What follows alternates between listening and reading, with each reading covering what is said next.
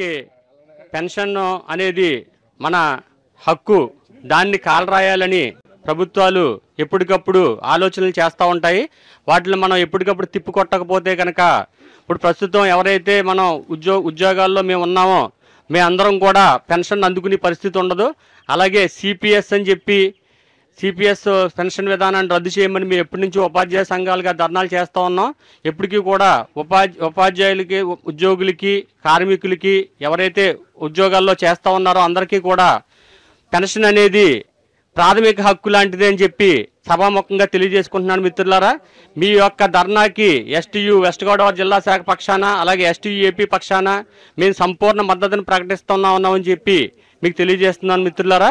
తర్వాత పెన్షన్కి సంబంధించి pension validation amendment రద్దు చేయాలని చెప్పి ప్రభుత్వం భావిస్తూ ఉంది.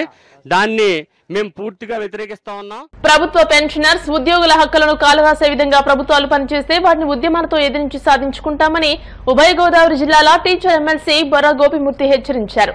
భీమవరం కలెక్టరేట్ కార్యాలయం ఎదురుగా all India state government pensioners federation పిలుపు మేరకు రాష్ట్ర ప్రభుత్వ పెన్షనర్స్ అసోసియేషన్ జిల్లా శాఖ ఆధ్వర్యంలో మంగళవారం ధర్నా నిర్వహించారు. అసోసియేషన్ జిల్లా అధ్యక్షులు హరికుమార్ అధ్యక్షతన ధర్నా జరిగింది. జిల్లా నలుమూలల నుంచి ప్రభుత్వ పెన్షనర్స్ వచ్చి 3 గంటల సేపు శిబిరంలో కూర్చుని ధర్నా చేశారు. టీచర్ ఎమ్మెల్సీ బొర్రా గోపిమూర్తితో పాటు పలు ఉపాధ్యాయ సంఘ నాయకులు వచ్చి తమ సంఘీభావాన్ని తెలియజేశారు. ఎమ్మెల్సీ గోపిమూర్తి మాట్లాడుతూ ప్రభుత్వ పెన్షనర్స్ చేస్తున్న ఉద్యమం ఉద్యోగ జేఏసీలకు స్ఫూర్తిదాయకంగా నిలిచిందని అన్నారు. ఎన్నికల ముందు ఉద్యోగుల సమస్యలపై హామీ ఇచ్చిన కూటమి ప్రభుత్వం తమ పరిపాలన సంవత్సరం కావస్తున్న ఉద్యోగులను చాలా నిర్లక్ష్యంగా చూస్తూ వారితో కనీసం సమావేశం కూడా నిర్వహించలేదని ఆరోపించారు. వెంటనే పీఆర్సీ ప్రకటించి దాంతో పాటే ఐఆర్ 30% ఇవ్వాలని డిమాండ్ చేశారు. బకాయి ఉన్న డిఆర్లను పీఆర్సీ ఐఆర్లను చెల్లించాలని డిమాండ్ చేశారు.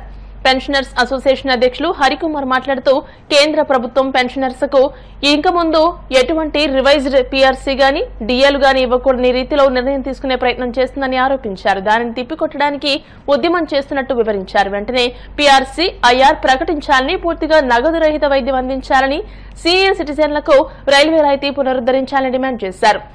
ఎస్టీయూ సంఘ నాయకులు రవివర్మ, ఏపీటీఎఫ్ నాయకులు ప్రకాష్ రావు, ప్రసాద్ రావు, పీఆర్టీయూ అధ్యక్షులు చలంలు మాట్లాడుతూ ధర్నాకు తమ సంఘీభావాన్ని తెలియజేశారు. ధర్నా అనంతరం ఎమ్మెల్సీ గోపిమూర్తితో కలిసి పెన్షనర్స్ అసోసియేషన్ జిల్లా అధ్యక్షులు హరికుమార్, ప్రధాన కార్యదర్శి Satyanarayanamurthy, organising secretary Bapireddy, treasurer V Rammohan Rao, Bhimavaram శాఖ అధ్యక్షులు చిన్నయ్య తదితరులు జిల్లా కలెక్టర్ కార్యాలయంలో వినతిపత్రాన్ని సమర్పించారు. ఈ కార్యక్రమంలో భీమవరం, తణుకు, నరసాపురం, తాడపల్లిగూడెం